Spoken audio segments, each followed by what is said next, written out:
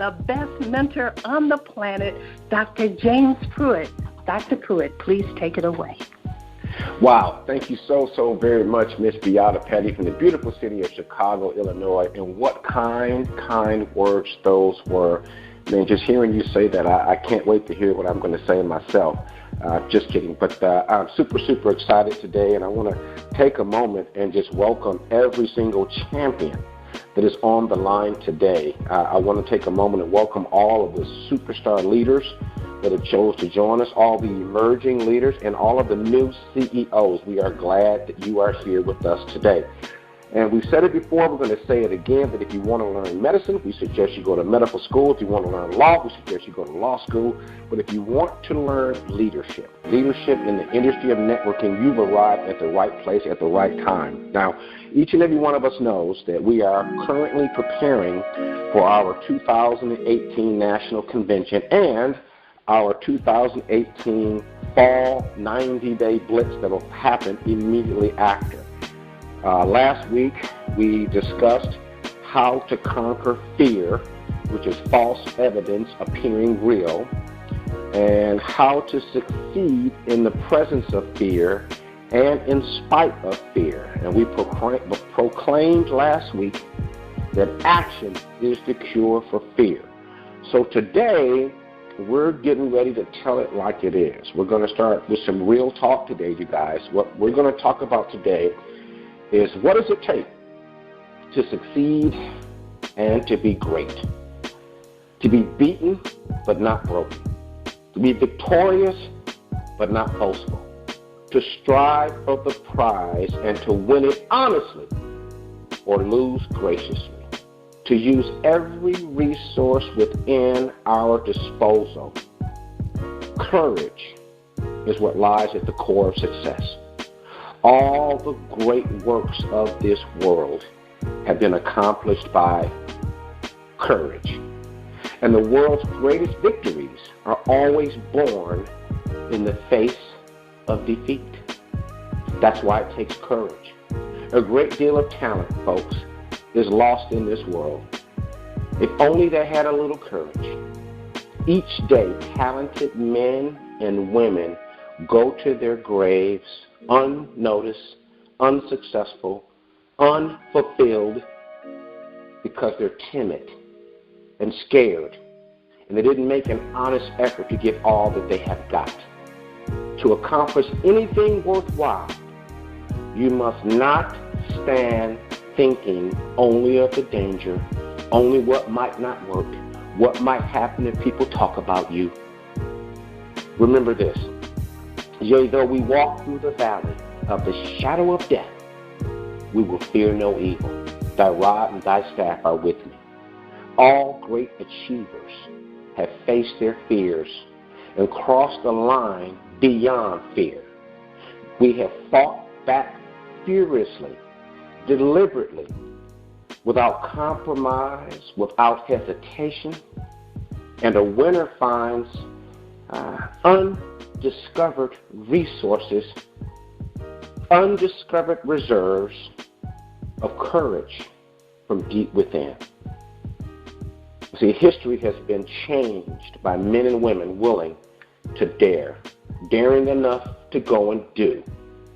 Every winner has scars and scrapes and cuts, but courage requires ambition, audacity, and a never-ending will to succeed. Courage, it is a result of not giving up, of not caring, or despite problems that pop up, or problems with time, place, or circumstance. It's going to take courage, y'all. I mean, just imagine, suppose that Christopher Columbus had allowed himself to be discouraged by many wiser, more seasoned sailors. I mean, suppose if Moses had just chosen to be the son of Pharaoh's daughter rather than being the liberator of his race. Suppose that Nelson Mandela had yielded to the threats of apartheid. History wouldn't be the same if it wasn't for that courage. So what does it take? It takes the power of an inner force to go boldly toward our goals and our dreams. It takes spirituality to build and forge a relationship with God, to move forward in the face of discouragement and even despair. It takes a disciplined effort to avoid toxic people, the complainers, the noise talkers, the haters, the shoulder shruggers. You know who I'm talking about. Those individuals who would rather talk about you instead of help themselves to all of the success that lays on the table for all of us. It takes true grit to end the cycle of just enough, just getting by, just paying the bills, and dependence and complacency. Women, all of you women that are on the call today, it takes courage to stand and deliver, to excel, to surpass your goals, given the many hats that you wear in today's society. Men, it takes heroism to stand firm through thick and thin, to reach your goals and lead your family and keep it together and reverse the tide of single parentness in this country. Oh my goodness, folks, it's going to take courage to unmask your true self. It's going to take courage to show your blemishes to the world. It's going to take courage to show your blemishes to a condemning world. Put that on a little cherry on top of that. Courage is what it's going to take for us, you guys, to excel during this upcoming blitz. It's going to take courage to excel and to really fulfill and achieve and receive everything this convention has to offer. And ultimately, to reach our long-term goals and dreams. This is real talk. I mean, the race does not always favor the swift. The battle does not always reward the strong. We've got to take into account the roadblocks, the challenges, when life just seems to kind of get in the way. You know what I'm talking about. What will it take to shun yesterday's failure, to not look in the rearview mirror, to not dwell on the past, to not worry about what people were saying about you, to not worry about what did happen, what they did say? What's it going to take to shun yesterday's failure? To turn your back on the haters and all the animosity, to finally unlock the door to your fortune and your success. It's going to take that C word, y'all. The gift of a word that separates the victor from the victim. It's going to take courage. That's what this call is about today. This call is about the courage that it's going to take. See, the enemy is going to throw some things in there. The enemy is going to come and put something in there, roadblocks, will make you start thinking about what other people say. It's going to have you worried about what you didn't do right and how you feel about that and your guilt and your shame. But it's going to take courage to stand up and be bold and be who you are and be whose you are. It's going to take that special courage. I want to fire that up inside of you today. As we move to this convention, as we move towards the blitz, you have everything that it takes to succeed, to win, to accomplish your goals. But something every once in a while makes you think you don't have what it takes, that you're not quite ready. It's not the best time. You know, I got this going on and I got that going on, and I just don't know if I'm not sure I want to be in this blitz. I'm not sure I can make it to the convention. It's going to take courage to stand up and face all of that and still win. It's going to take courage to smile when your back hurts and your arm is sore. It's going to take courage to lead that person who's hard-headed but wants it, and they're depending on you to be their leader. It's going to take courage to stand up and think to yourself and say to yourself, I'm ready to be all that I can. I'm ready to be and achieve and accomplish all the greatness that's within me right now. It's going to take courage to deal with yourself and to talk to that champion inside of you and to cultivate that. Every great journey begins on your knees. It's going to take courage just to get down on your knees and begin to talk to God and begin to fire up and tap into and build that relationship with the source of all wealth and the source of all power. It's going to take courage. I think every single one of us on this call, every one of us stands on the brink of greatness. But we're going to have to muster up some courage. We're going to have to go boldly through the remainder of this year. We're going to have to go boldly through the convention, the 90-day blitz that'll follow right after. It's going to take boldly. It's going to take courage to go boldly through the holidays and to reach year end with pride. Each and every one of you are champions. Each and every one of you are a champion. Each and every one of you are a champion. Each and every one of you, you're a champion. I want you to say it with me out loud. I am. Say it. I am. Say it. I am a champion. Say it with me. I am a champion. Don't be afraid. Say it out loud. I am a champion. There's a tremendous power in those two small words, I am. It reminds me of the Ten Commandments movie and the story we all know so well when Moses climbed to the very top of Mount Sinai and he was there. He was literally talking to God. Literally, God was saying, go to Pharaoh and tell Pharaoh to let my people go. And Moses began to think about all of his shortcomings. Why me, God? Why me? I stutter. I'm just why me? And who should I say sent me? And God said, tell Pharaoh, I am sent you. Powerful, powerful words. You can say those words every single morning looking in the mirror. I am a champion. I am a champion. See, I want you to have the courage to go to the mirror, to literally stand there and to do that and to say, I am. Every time I ask you a question, who is a champion? I want you to say it with me out loud. I am. Who is a champion? I am. Who is a champion? I am. I want you to know that it's an honor to lead every single one of you. It's an honor to coach every single one of you. It's an honor to lead you onto the battlefield every single day. There's another honor to be placed upon you, and that is the mantle that is the answer to the question, who is a champion? I am. Who is a champion? I am. Every time I ask you that question, who is a champion? I want you to answer with me out loud. I am. Who is a champion? I am. I want you to remember that every single day. I will conquer what has not been conquered. I do not know defeat. Defeat is not a part of me. I will believe when others have doubted. I will always carry myself with the dignity and the honor and respect of this team. I have trained my mind and my body will follow. Who is a champion? I am. I acknowledge the fact that the enemy does not expect me to win, but I will never surrender. Weakness is not in my heart.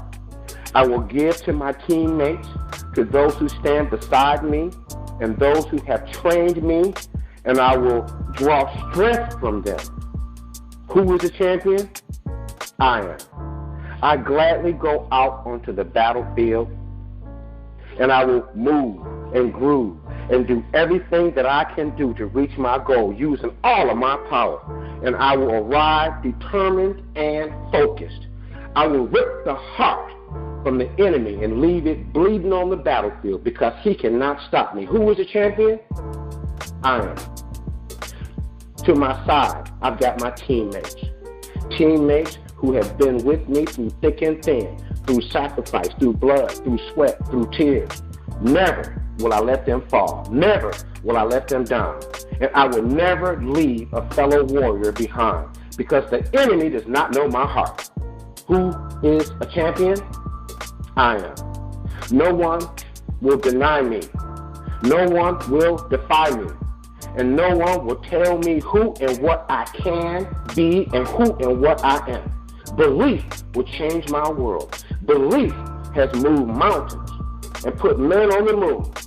And my belief will carry me through this battle, through this 90-day blitz, through this convention, and through the end of the year. Who is a champion? I am. defeat and retreat. Those are not in my words. I do not understand those definitions. I do not understand when things go wrong. I do not understand giving up. But I do understand this. I understand victory. And I understand never surrendering. No matter how bad things get, my heart and my mind will carry me. My heart and my mind will go boldly, even when my body is too tired and too weak, because of my belief. Who is the champion? I am. Today will be that day. Not tomorrow, not next week, not now, but right now, right here. Who am I? I am a champion. History's going to remember me, and I will not have to worry about history being kind. I will define myself. I will write my own history, and no one will tell me what I can do and who and what I am and what I can be. I will never go home, not without giving everything that I've got. Because who is the champion? I am. Who is the champion? I am. Who is the champion? I am. Who is the champion?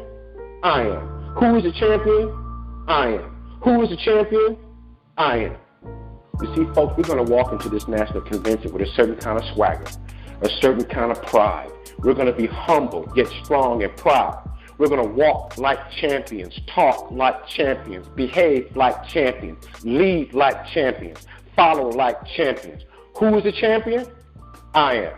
You see, folks, I want to make sure that we don't have a training call. We talk about how to overcome fear without giving courage and dignity and belief and fight and perseverance.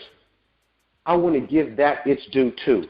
I want to make sure that every single thing we talk about, we walk about, we be about, we're carrying ourselves with a certain kind of swagger, a certain kind of presence. See, you're part of the Jet Set Legend team, and I want to tell you what that team means.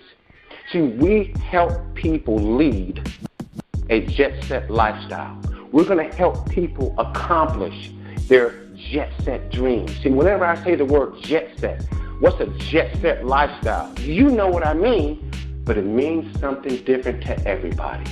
That's why this movement, is a jet set legend movement. Jet set means a certain kind of lifestyle that we're striving for. Now, we want you to be the legend in your family. We want you to be that champion for your family. So when we talk about a jet set legend, we're talking about you helping your family get to a jet set lifestyle because you were the legend, the champion that helped them to carve that out, to create that.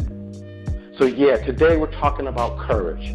Today we're talking about winning even when you don't feel like it. We're talking, we want to talk about the courage to show the world who you are, all your blemishes and your cuts and scars. When you fall down and you fall short, you get up. When people talk about you, you just don't care because you're focused. Yeah, they're going to talk about you. I'm telling you right now, people are going to talk about you. Haters are going to hate. But we're going to love them right where they are. Why? Because we are champions. Who is a champion? I am. Folks, I am so proud to have the honor and the privilege of leading every single one of you onto the battlefield. So I want you to do this. I want you to allow yourself to dream. Allow yourself to picture yourself where you want to be. You don't get out of life what you want. You get out of life what you picture. So I want you to picture yourself wearing those red bottom shoes, wearing that Rolex watch, walking up on that stage, having your wife and your husband and your kids and your grandkids look at you in a certain kind of way that makes you feel good about being you, that makes it worthwhile when you moved and grew when it was tough to move and almost impossible to grow. You see, I want you to have the courage to go talk to that pastor, to go talk to that bishop, to go talk to that businessman, to help that single mother, to reach out your hand and bring them into something that could be a blessing to them. I want you to have the courage when you bring somebody on and they're real excited. and the enemy comes and steals their joy and they drop out and you're disappointed, I want to give you the courage to discipline your disappointment. See, we're getting ready to start a powerful, powerful blitz. We're going to be training, coaching, teaching, running, leading at a breakneck speed. Some people on this call aren't going to make it to the end. But for those of you that can make it to the end, it's going to be something about you. When you go talk to people, they're going to hear something in your voice. They're going to see something in your eye. You're going to be so connected to your mission, your goal, your dream, that when they talk to you and they feel your spirit, they feel where you're coming from, something about them is going to say, you know, I like this person. I like that lady. I like that guy. They're going somewhere. They're doing something, trying to be a blessing to some people. It's going to be something about you, but you got to have the courage to go through that journey, to discover who you are and whose you are. See, today's call is a little bit different. This is the last call we're going to do before we walk proudly and boldly into that convention. This is the last call we're going to do before we start our 90-day blitz. This is the last call that we're going to do before we strap on that armor, apply our faith, stir up our courage, operate with confidence and boldness, but humility and a certain peace and calm and serenity. See, we got to have all of these things working together. We're going to be drawing closer to the source of all wealth and all power during this next 90-day blitz. We're going to be walking and talking and breathing and moving and grooving and doing everything we can to the best of our ability till there's nothing left to give. And if you're afraid, get on your knees and ask for some strength. Muster up some courage. If you got it in you, some fight, but you ain't fought in a long time, it's time to wake up and step out. It's time to put on those gloves. It's time to eat those Wheaties. It's time to strap up your shoes and get ready to run. I once heard a story that really inspired me. As a matter of fact, it moved me to tears. It was this basketball player who was already a famous all-star basketball player. And he was talking about he was going to face Shaq and Kobe and the Los Angeles Lakers. That was their next game. So he arrived early into Los Angeles. And he went to the Staples Center at 3 o'clock in the morning to practice before later on that day, the game was going to be played. And when he got there, he put on all of his shoes and his pads and socks and went out there and had his ball, was going out to practice, and he was thinking to himself, I got to make 400 shots before I go take a shower, just so I can prepare for the level of competition I'm about to face. So that's what he was walking in to practice at 3 o'clock in the morning in the Staples Center. And when he got there and he walked out onto the court, he heard a ball bouncing. He thought, well, who is out here at 3 o'clock in the morning practicing? So he went around and looked over into the other practice court, and there was Kobe Bryant, already in a complete drenched sweat. He didn't just walk out there. He had already been out there. And so this gentleman, this other player, he began to practice and practice and practice. You know how sometimes you get into a zone where time just escapes you? You forget about what time it is. You just get into your rhythm. He started practicing and moving and grooving and running sprints and shooting. And he fulfilled all of his 400 shots. It took him 2 hours to do that. And then when he sat down on the sideline and grabbed a towel, sitting on the bench there and wiped the sweat from his face and catch his breath, looked down and checked what time it was. He had gotten his 400 shots in. He had practiced moves and sprints and all the things. He was ready for the game. But he still heard that ball bouncing. So he got up, grabbed his gear, and went around into the practice court over where he could peek in and see that Kobe Bryant was still in there practicing. Not just shooting around, but full game time intensity, full moves, full dribbling and breaking and jumping and leaping, giving it all. And he sat there and watched Kobe train for another 2 hours. And I listened to this NBA All-Star tell this story. He said Kobe dropped 45 on us that night. He said, I went up to Kobe after the game. I said, hey, Kobe, I heard you in there practicing. What, you always practice that intense. What gave you the determination? Why did you practice so hard before this game? Kobe says, I knew you were coming to the arena to practice early. And I wanted you to know no matter how hard you practice, no matter how much you're given, you weren't going to outwork me. Kobe said, you actually were inspiration to me to train that hard. Kobe said, I want to thank you because you brought another level of a champion out of me. So this player was inspired and moved by how hard he saw Kobe practicing and the intensity Kobe was bringing to master his craft, to truly develop greatness, to truly go out and do something magnificent and score 45 points. And yet Kobe was telling that player, you inspired me. For us to accomplish the level of success, the level of achievement, the level of a leader that you are becoming right now, it's going to take that kind of courage. And if you just give us your very best for 18 months, your entire life will be completely different. The leader that you're going to be and who you are and what you're developing into will be able to stand alone. People are going to look at you as you go out there and drop 45 points. See, dropping 45 points in this industry is raising up 45 directors, raising up 45 ring wearers, earning a 6-figure income per month, not per year, per month. Being able to earn $50,000 a week. Picture that. Picture $50,000 a week in earnings. Picture who you have to become to handle that kind of success.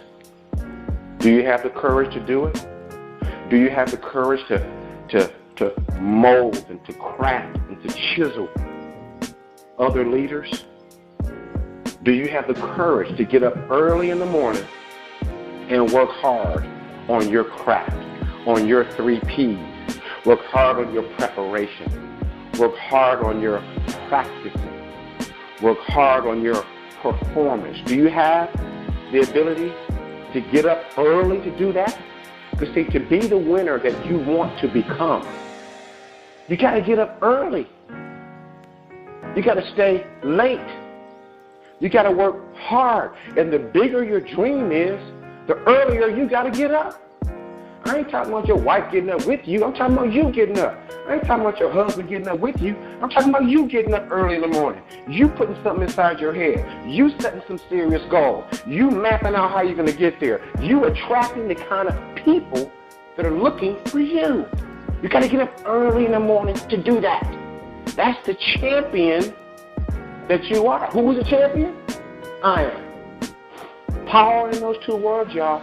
I am. See, let me tell you something. Everybody's going to see your numbers on the leaderboard. Everybody's going to see the rings you got, the trophy you got. Everybody's going to see the bonus check you earned. What they're not going to see is when you got up early in the morning and did your spiritual push-ups. They're not going to see when you got up early in the morning to do your mental sit-ups. They're not going to see when you're staying up late at night with the TV off, identifying your goals, working in your calendar, setting your calendar up, mastering the 3 R's, mastering recruiting, mastering replication, mastering retention. Getting up, studying these notes you're taking right now. Ain't nobody going to see that. They're always going to see the glory, but they won't know the story. Because the visible is beautiful, but it's the invisible that makes the visible happen. See, you can't water fruit on the tree. You got to water the roots. Put the fertilizer on the roots to change the fruit on the tree. You can't just go up there and put fertilizer on the orange or the lime or the lemon. No, it's what's underground that you can't see that's fortifying and nourishing and developing that sweetness, that juiciness. You got to get up early in the morning, depending on how big your dream is. But the enemy is going to tell you that you can't do that. You just went through a divorce. You can't do that. You just lost your mother. You just lost your father. You just lost your auntie. You just lost. The enemy is going to tell you, nah, not a good time. You need to catch him at the beginning of the year. The enemy is going to tell you, I don't want to reach back into my warm market and call those same people I called before. The enemy is going to tell you that. That's what the enemy is going to say. That's what he's going to try to do. But you're going to rip the heart from the enemy and leave it bleeding on the ground because he can't stop you. He doesn't know your heart. And you never, ever will you give up because you are a champion. Who's a champion? I am. Folks, I'm going to be leaning on you and your diligence. We're going to be putting some breakneck speed things into place. We've got directors who are going to be coaching and training and presenting every night of the week. If you can keep up, we're getting up early. We're staying up late. We're going to make this happen. And everybody's going to say, oh, y'all just doing so good. And we're going to humbly say, thank you. I appreciate that. Those kind words mean so much to me. As you wipe the sweat off your brow. As you wipe the sweat off of your spiritual brow, your mental brow, as you polish up that courage. Ooh, your grandkids going to be so proud of you.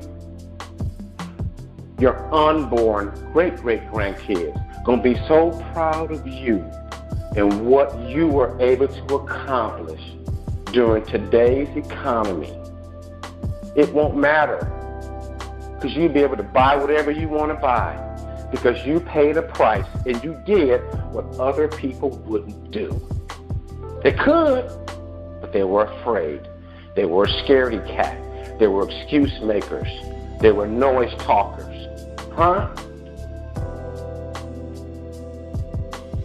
Who was a champion?